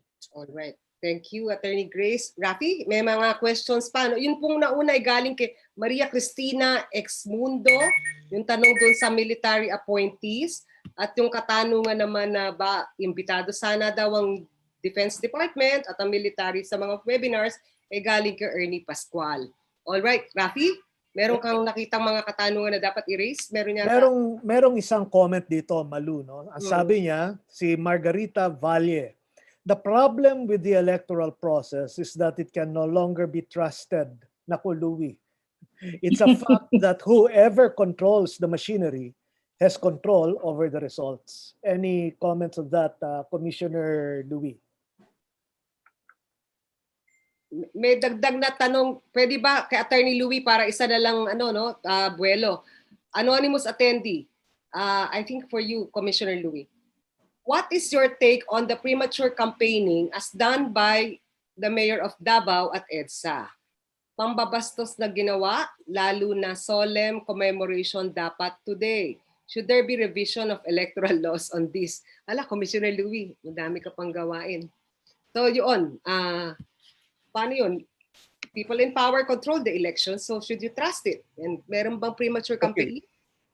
Siguro yung unang tanong tungkol doon sa sistema na tinatawag, yung paggamit ng automated election system, kasi talagang matindi din ang debate doon kung ano yung maigi. No? Siguro mahaba ang paliwanagan pag dito yon, pero maganda siguro kung mag-dig tayo, pakinggan natin yung mga version ng bawat proponents ng sistema para po mabigyan natin ng tamang pag-appreciate kung ano talaga yung sistema. Para din hong academic freedom yan. Huwag nating isara ang utak natin sa isang paniniwala na kung umpisa pa lang yun na yung pinaniniwalaan natin. Okay. No? Because I see that the debate is so polarized along that line that parang ayaw magbigay ng espasyo yung bawat side. So yun siguro yung dapat gawin doon. Pangalawa naman yung sa premature campaigning, no? Unang-una, ibabalik ko to doon sa Section 13 ng Republic Act 9369 na ang sinasabi pag nag-file ka ng certificate of candidacy, originally kandidato ka na. So therefore dapat bawal na yung mga pangangampanya until the start of the campaign period. Na-advance yung ating filing ng certificate, October. tapos yung campaign period, February sa national, March naman sa local. No, so dapat February pa lang, kandidato ka na, bawal na. No? Ang nangyari, nagpasa ng batas ang Congress na sinasabi hindi applicable yon. Magiging applicable ba lang yung mga pagbabawal pag start ng campaign period. Kaya po kahit na kandidato na, pag hindi pa nag-start yung campaign period, pwede silang magkampanya. So, batas po yon. Yung ating mga binoto po na congressman ang nagpasa ng batas na yon. So, walang violation. Yung pangangampanya ngayon, technically, wala pa po kasing kandidato. So, siguro, nakakairita lang yon. Pero tiisin na muna siguro natin. At isipin na lang natin na yung sigurong ang isipin lang natin sa mga ganong kwan. Meron bang nagagamit na public fund sa mga paggamit ng mukha at pangalan sa mga public service ads, no? Na kumaga mas malaki pa yung mukha at pangalan kaysa doon sa mensahe na dapat iparating sa taong bayan. Di ba promoting candidacy yun kahit na hindi pa eleksyon? Hindi siya sakop ng batas pero siguro nasa kuha na lang natin yon sa ating pag-appreciate kung karapat-dapat nga yung mga kandidatong mga ganon. Alright. Okay. Attorney Raffy. Yeah, meron isang question. Perhaps this is best addressed to our resident academic, si Attorney Chu. Meron siyang gustong ituro sa kanyang kolehiyo.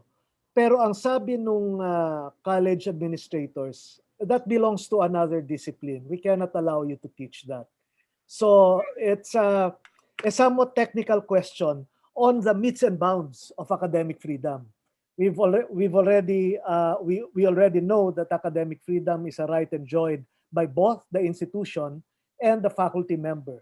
So how would you, any insights on this situation? Gusto niyang ituro ito, pero ang sabi ng eskwelahan niya, hindi para dito sa eskwelahan na yan. Attorney Mike? Okay. I think dapat bigyan ng malaking leeway ang pag-exercise ng academic freedom. And in this case, nagka-clash yung academic freedom noong institution at noong individual faculty member.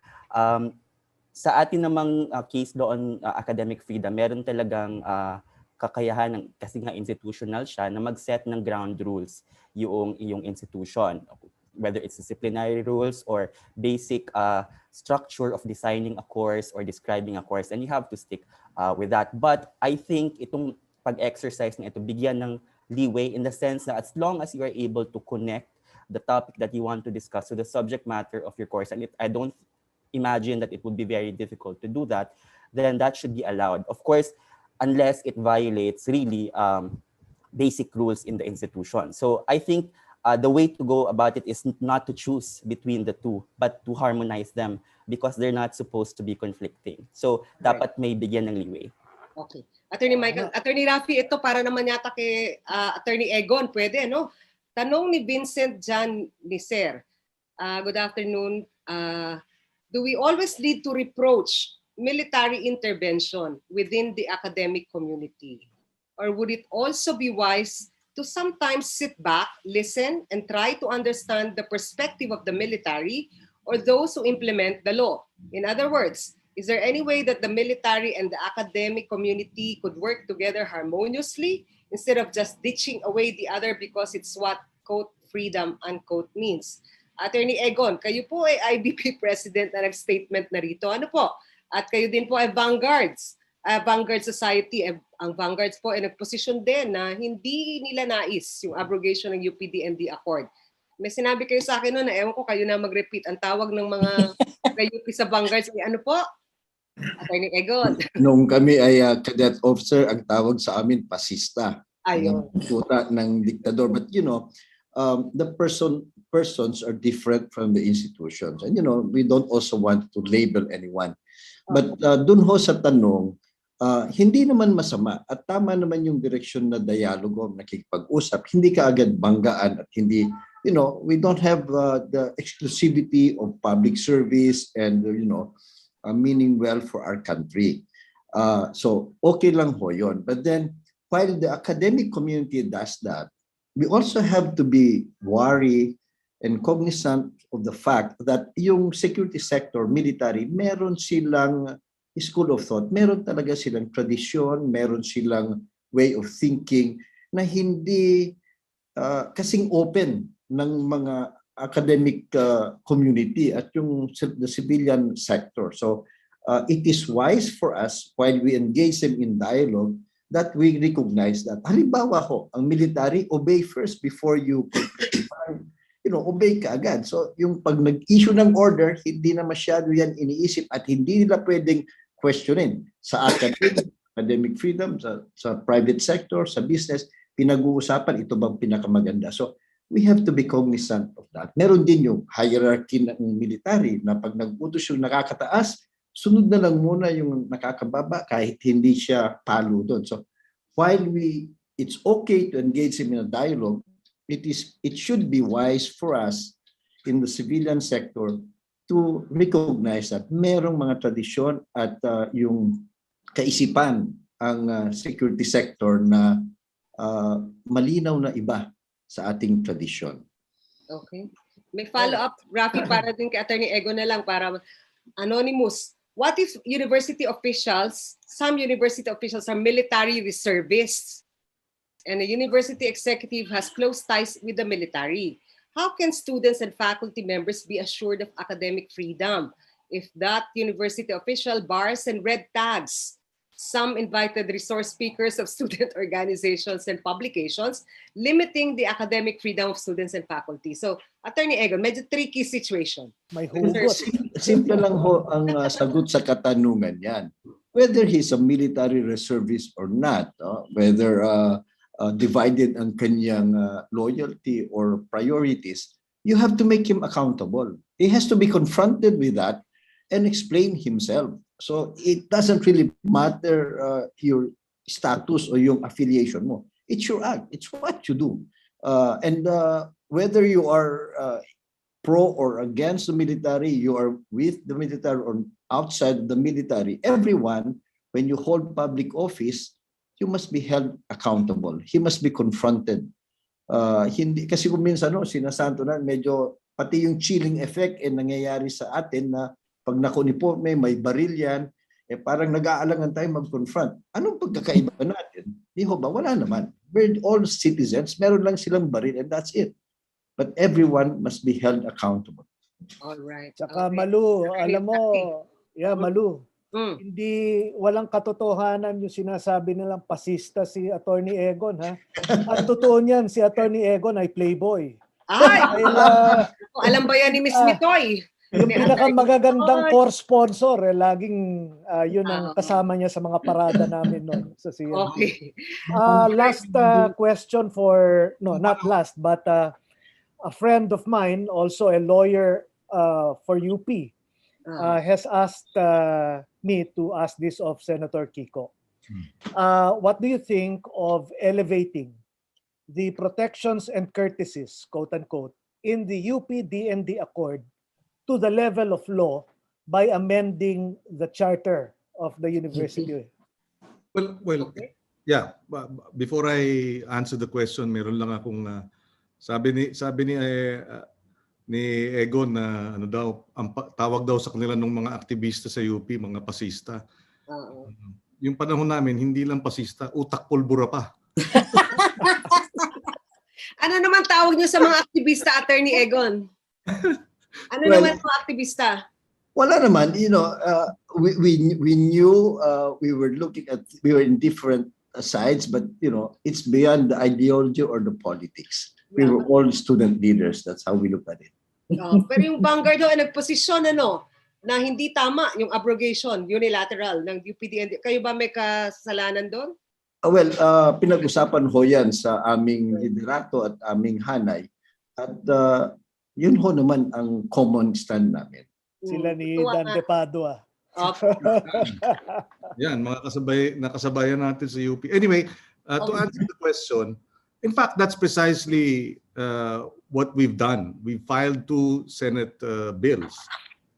One is for academic freedom in terms of all state universities, and the other is amending the UP Charter in order to include the principle of freedom parks. So dalawa siya, no? So it's now pending, no? And it's also interesting to note that I filed a resolution which was adopted by the Senate. There was one abstention, but no one objected to it, and that was precisely calling on the DND and the UP to a dialogue and to revisit this decision to abrogate. So that was passed unanimously by the Senate. So these are building blocks, and we're very happy after we did that. And marami sa ating mga alumni ng UP na senador ay nanawagan din na dapat magka-dialogo. Natuloy yung dialogo because nung una ayaw eh. And then eventually nagkaroon ng dialogue. And then the latest I think is they're now willing to look at the revisit the DND Accord and its abrogation. And all that is precisely because there was a strong, how do you call it, pushback, if you can call it that, from the community, the alumni, the students, and the faculty. So yes, we filed the measure. It's now pending. It's been referred to the Committee on Higher Education, chaired by Senator Gatchalian. And we hope we can, kasi nga accord lang eh, di ba? It's just an agreement. So why don't we make it, di ba? Part of the law. Di ba? So that it cannot be unilaterally terminated. Okay. Merong quick question dito. I am also a victim of red tagging by university officials just because I teach development communication classes where societal problems are tackled. Alumna of UPOU, Master of Development Communication here. Pero meron din katanong, meron ba daw superficial o hindi necessary exercise ng academic freedom? If I may just comment very quickly. The first one. Naalala ko yung nabanggit ni Justice Tony kanina na parang we are now back in the Cold War mindset. Communism is dead. Na biglang red tagging, development communication, komunista. Ano ba nangyayari sa atin? Because can you imagine, somebody sent me a message sa Viber group. When I gave food to the poor, I was called a saint. And when I questioned why he was poor, I was called a communist. Sabi ko, this is 40 years ago. Now it's coming back. But yeah, that's sad. That's precisely what we have to speak out against, 'di ba? Na hindi ito tama. Hindi tama ito at kinakailangan na magkaroon ng continuing dialogue. Hindi yung red tagging, red baiting, name calling, etc. This does not do well in terms of civility, 'di ba? Amongst various stakeholders in the country. All right. I think the other panelists could also weigh in on this, Raffy, parang kay Wilson Bermoy. Could you share some insights about academic freedom being used superficially? For example, it may be printed in student faculty handbook, but in reality, teachers who are still in the probationary period are pressured by admin whenever they ask critical questions, or when students ask critical questions, unintentionally given failed grades by their professors. Such things contribute to a cycle of silence and groupthink. So could it be hurt also by its superficial use and exercise, academic freedom? Attorney Grace, Justice Carpio, the other lawyers? Attorney Michael. Attorney Michael? Could you hurt it by misuse of academic freedom? Yeah, Malou, let me just, because I was reminded, sa College of Law, napaka-common yan. Na a class, one half of a class could get failing grades. And then, basta may mga professors na ganun ang tatak, And it's, like me, I used to teach in the College of Law. So, siguro, I probably flunked 1 or 2. Kasi iniyakan ko pa yon. Dahil talagang hindi po pwede, hindi po mapasok. Yung kaisa-isang exam, palpak pa. Tinawag mo sa recitation minsan, hindi nakasagot. At talagang wala na akong magagawa. No? But, to flunk 1/2 of the class, Why? Is it you? Or is it really the class? Kasi if it is the class, then there must have been something wrong with the selection process, with the admission process. Kung ikaw naman, baka hindi ka marunong magturo, di ba? Parang, but then sometimes, academic freedom yan. So for me, those things have to be reviewed also. There are certain, I would call, abusive practices. No?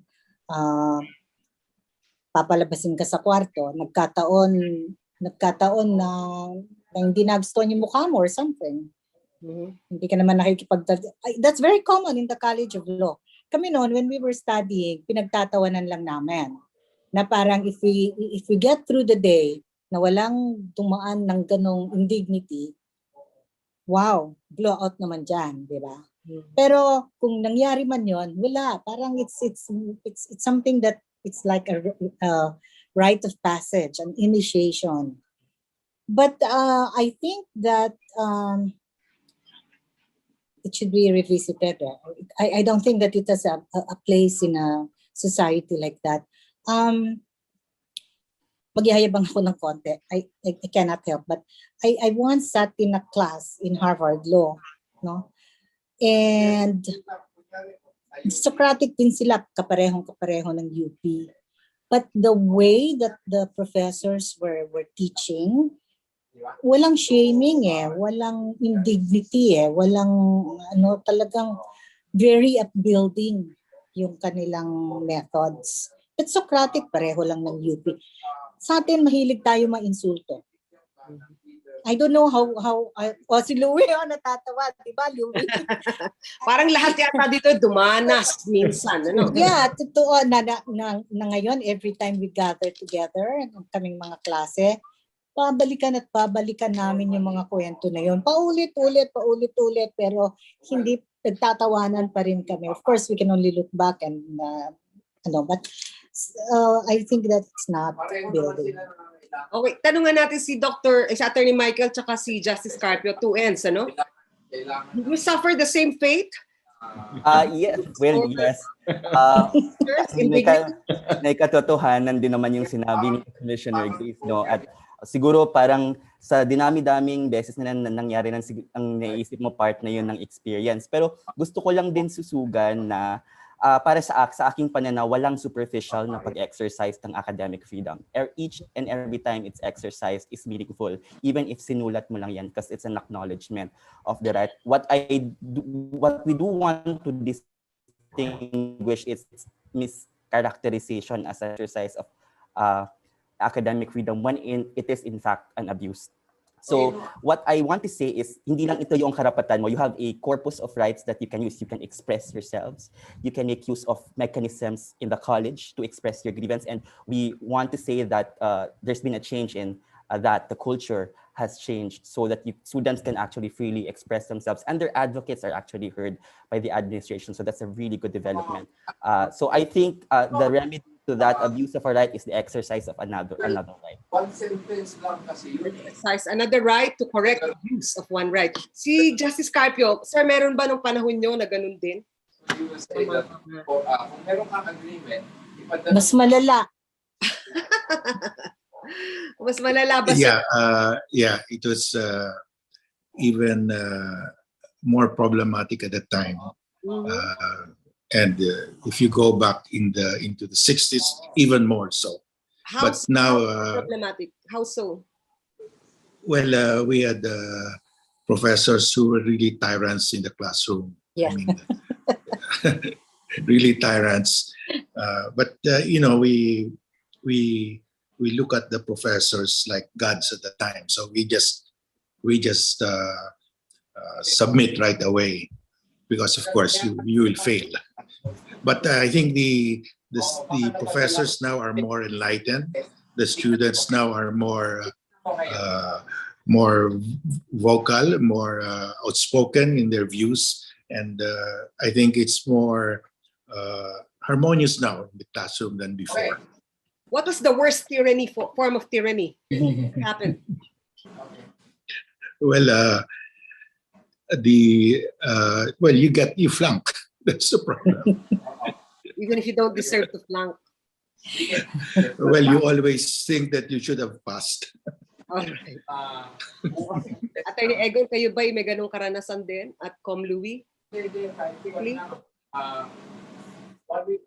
Yeah, I agree with Commissioner Grace that it is nung nangyayari sa amin yan, tyrannical professors, terror professors, parang okay lang because we just wanted to cut the grade and become lawyers. But where we sit now, I think it's high time to revisit the way we teach, whether in the College of Law or in any university. Does the system empower? Particularly sa College of Law, kung matino yung pagtuturo, o matino yung estudyante, o matino ang bar exams, bakit historically 80% of law graduates flunk the bar? Doon pa lang ho sa statistics na yan, should awaken us that there is something wrong, either the way we teach, the way we teach the students, or with the way we structure the bar exams. So, malinaw ho yan na meron na. But ako yung isang tanong na superficial ba, what is important is that institutions like the university as a whole recognize and value academic freedom. You'll have tyrants there. You'll have individual professors or administrators na lip service lang pero sila mga diktador din, no? They don't allow free expression of ideas. But that does not diminish the value and significance of academic freedom as long as the institutions recognize and put value to that. Meron at merong mga individual nuances, but it should not discourage us. It should not take away or diminish the importance of academic freedom that all of us hold dear and very important. Attorney Raffy, may baon ka pa dyan. Meron pa yata, no? Daming tanong. Daming, well, umuulit yung ibang tanong, but perhaps we can move on. Yeah, sige. Yeah. May tanong dito. Si Ferdinand Marcos daw ay alumnus ng UP College of Law. On the other hand, may nagtatanong, please allow me to seize this opportunity po to ask the panelists. The verification of applicants for UP LAE law admissions exam is going on na po. What advice could you give aspiring law students, UP law students? So yung isa, kasama naman pala graduate ng UP College of Law, si Ferdinand Marcos. On the other hand, this one wants to get into UP College of Law. So yung isa kay Michael, siguro, yung isa is, I don't know, quick comment. Ferdinand Marcos was an alumnus. No? Yeah. So, ano Kiko masasabi ng mga aktivista doon? Yeah, and so was Menardo Arce. So was Jovito Salonga. And Melito Glor. Melito Glor. Aquino. So, yeah, that's precisely... Academic freedom. All right, good. Yeah. So And there. Yung LAE, Attorney Michael, meron ka bang advice? Gustong pumasok sa UP College of Law? Actually, wala akong advice. Ang advice ko lang is huwag kang makinig sa advice. Pumasok ka sa kolehiyo ng bukas ang iyong isip at handa kang tanggapin na ang isa sa gagawin mo ay public service at the end of it. Kahit saan ka man mapunta, whether you're commercial lawyer or you're a litigator or you're in government. Okay. May tanong na pinag-uusapan ito ngayon sa Supreme Court, ano, yung oral arguments sa Anti-Terrorism Act petitions. By the way, petitioner, ano? Sila Raffy sa flag, sila Justice Carpio, at marami pang ibang sila Attorney Egon. So ang tanong niya, could you please explain or define what is chilling effect? I will yield to Justice Carpio because I am under a gag order. No, the Chief Justice himself issued a gag order at the last hearing. Para gets ng mga tao pa yun. Ano, could you define it? Yeah. Chilling effect. Well, I'm also under a gag order because I'm a petitioner. But I will just quote what our lawyer, Professor John Molo, said. The chilling effect comes about when you are about to write and make a statement and you pause, because if you write that word, someone might pick you up, the police might pick you up, the military might pick you up. So it's the chill in you. That's the pause. Before you say it, you are made to pause because what you utter might cause you to be arrested. That's the chilling effect. Okay. Ito, may, I'm just quoting John Molo so that I know, there's a gag order. Ito, quick lang na. I will not violate the gag order. Yes, sir. Yes, Justice. Quick lang to. Parang Arnel Molina, when we speak of UP academic freedom, most universities outside UP, including PMA, PNPA, do not have academic freedom. Do you think there's need to review the curriculum and charters of the other universities who need to be which need to be institutionalized? Senator Kiko, ikaw pwedeng sumagot ito quickly from Arnel Molina. Well, you know, you're going to have to look at all these different institutions of learning to figure out, and clearly there's going to be violations. There's going to be, no respect for the academic freedom on a case-to-case basis. We will just have to look into that. No, halimbawa, PNPA is a Philippine National Police Academy. Yeah. And then PMA, of course. Philippine Military Academy. While, of course, there should be academic freedom in these institutions, and if they are not observed and respected, that can happen. And we just have to be vigilant. For example, the policy on... I remember yung issue sa PMA na tinanggal yung he was disciplined, he was kicked out, etc. Okay. Matters just have to be brought to the courts in that regard. Okay, may personal na tanong kay Senator Kiko pero siguro lahat ng panelists, pati parting shots na rin, last words. Kayo daw po ba yung magpapabakuna? Tatanggapin niyo po daw Sinovac o ibang klase ng bakuna? So siguro, last one, I think there needs to be confidence building among our people, na vaccines are important and helpful. Pero ang tanong sa ating mga panelists, siguro ikaw na rin, Raffy, pag nag-wrap ka, papabakuna ba sa braso, sa puwet, o saan man? At anong bakuna ang gusto ninyo? Okay, si Justice Carpio na una siguro. Sir, papabakuna? Yeah, I will take the first Western vaccine that's available. Okay. Western means excluding China and Russia. Okay, why? Well, because there's no transparency in the trial results of the Chinese and the Russian vaccine. Okay. So I'm more confident with the Western vaccine. Okay. It's a matter of confidence. Okay. Senator Kiko. Well, I'm fortunate to have a younger sister who's a doctor, graduated from UP. So I will ask her. And if she advises me, whatever it is that she advises me, because she's an expert, then I will comply and follow. And I think she will advise me to have the vaccine. Now, which one, I will have to consult her also regarding that. Okay. That's Commissioner Grace. Si ma'am, nawala. Ay, Commissioner Grace, naka-mute po kayo. Okay. I am vaccinated. All right. Yes. And it is a legal vaccine. I was vaccinated together with my husband in New York. So nagkataon na nung nandun kami, inopen nila yung, we were in New York, inopen nila yung 65 and older. I'm revealing my age, okay? Ipasok kami doon. So our children, talagang hinanapan nila kami ng appointment. They were the ones who were very insistent that we take the vaccine. So we did, and Moderna yung linagay sa amin. First shot, very uneventful, walang no nothing. The second one, 28 days later, yun medyo may mild. The effect was parang feeling lalagnatin, pero hindi ka naman linalagnat. Feeling warm and flushed. Isang Tylenol lang tapos na. Okay. My husband felt tired. Isang Tylenol din lang okay na. So, yun. Okay. So, I'm grateful for that because we were given the opportunity. Okay. Serendipitously lang yun. Serendipitous. Okay. Attorney Egon, Attorney Louie, and Attorney Mike. Quick comments. Ako ay magpapavaccinate at pipila ako at dahil mukhang hindi pa malinaw yung sa gobyerno, pumipila din ako dun sa mga private sector. Okay. AstraZeneca. Okay. Sir, AstraZeneca.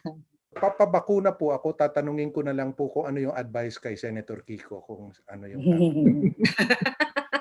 at Attorney Mike? Ako rin magpapabakuna, pero siguro yung threshold question, dumating muna sila, no? Bago ako makapamili kung ano yung papabakuna ko. At magkalinawan, ano? Magkano? At anong kukuning bakuna? Okay, meron ho bang mga panelists na gusto mag-parting shot or last words, final takeaway or advice? Can we ask the three speakers at least siguro? Justice Carpio ulit? What could you this was brought up earlier that there is doubt as to whether our automated system, election system, is susceptible to cheating. I've been a chair of the House Electoral Tribunal, the Senate Electoral Tribunal, and the member of the Presidential Electoral Tribunal. The bottom line is no one has found a way to hack the automated election system. When we do the revision of votes, we physically count the ballots, so that's both parties are present there. We print out the images stored in the flashcard. So when you vote, you insert your ballot into the machine.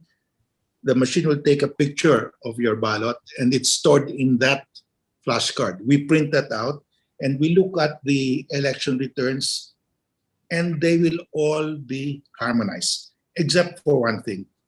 When we do the revision, the parties normally get more votes because the machine will only count those that are shaded 25% or more. So below 25%, that's not shaded, that's not counted. So when you do the recount, they will be counted. And that's why in the case of VP Robredo, her votes went up. And also the votes of Marcos went up. But of course, proportionately, the votes of VP Robredo went up. Bottom line, nobody has found a way to hack the automated voting system. There has been no hacking. Everything jived. The ballots, physical recount of the ballots, the printed images in the flashcard, and the election returns. So that has been our experience. Thank you. All right. Thank you, sir.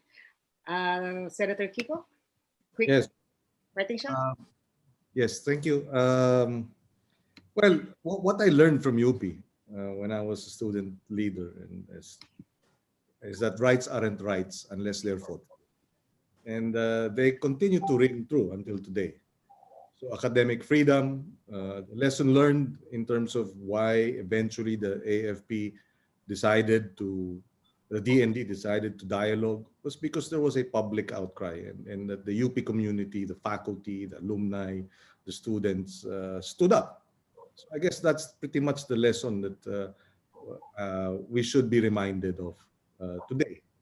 That in the end, there is no power, political power on earth that can match, diba? A people committed, mobilized, united, and marching towards one direction.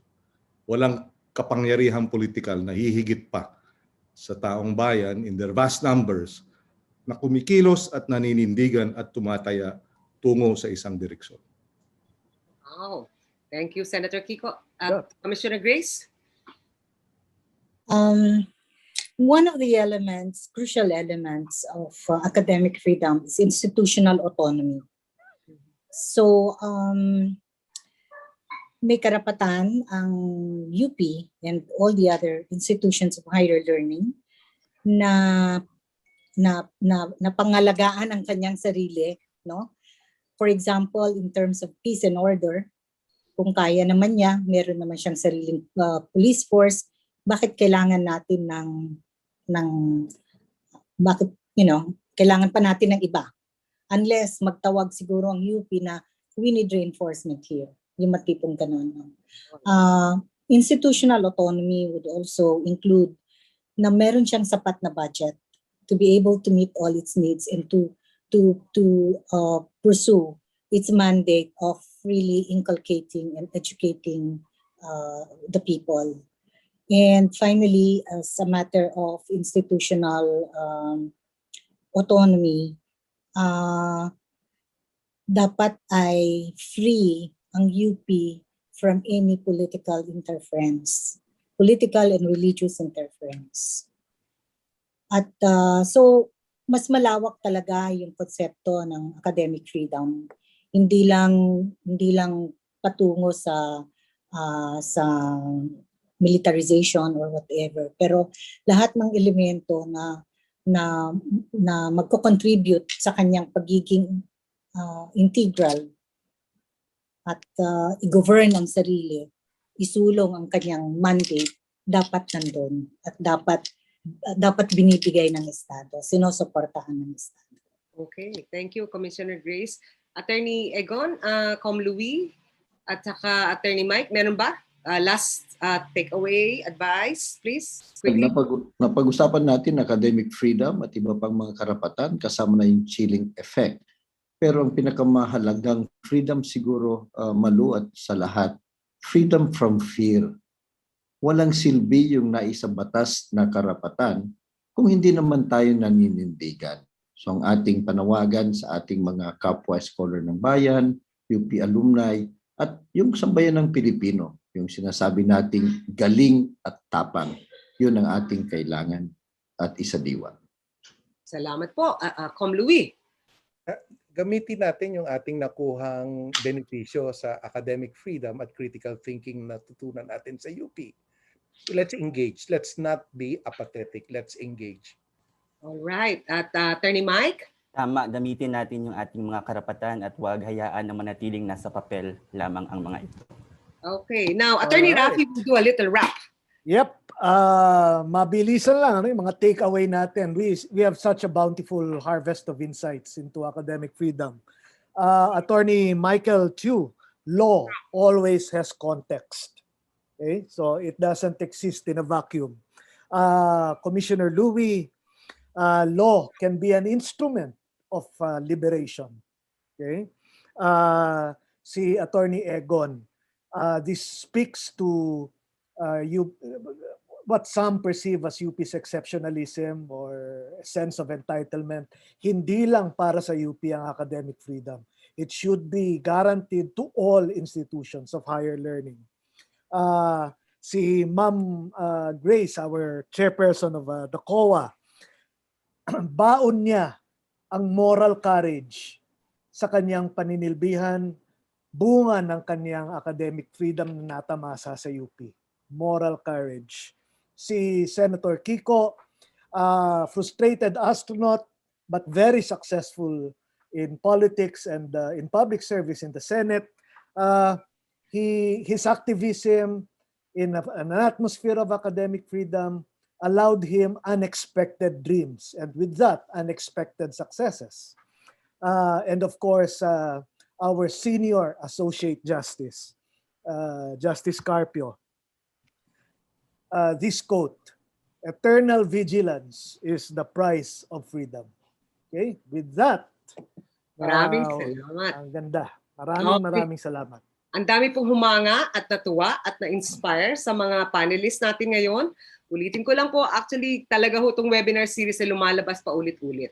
The values of UP education and academic freedom, excellence, integrity, and service.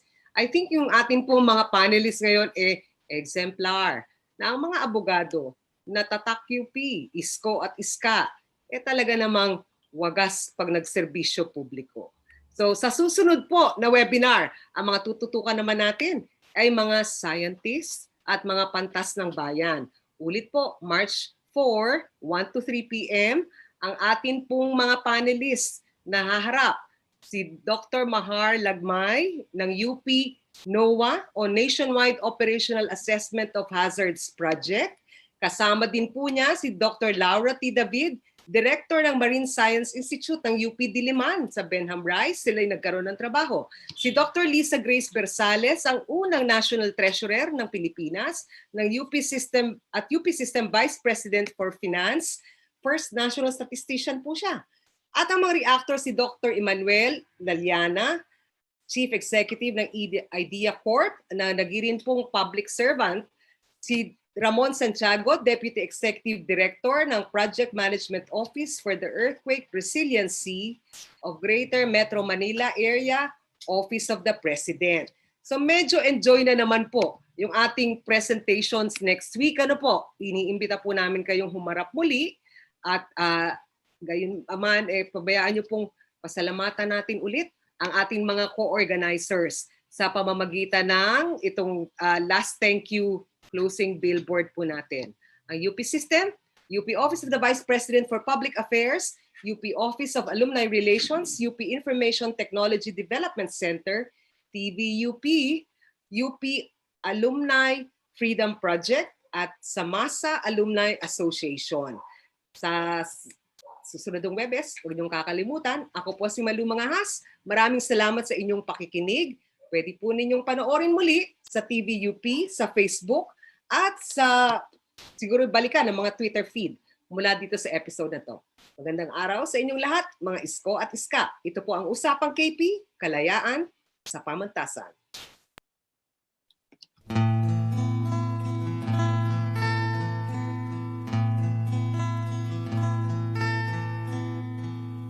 Buhay na nagisnan, puno ng ginhawa.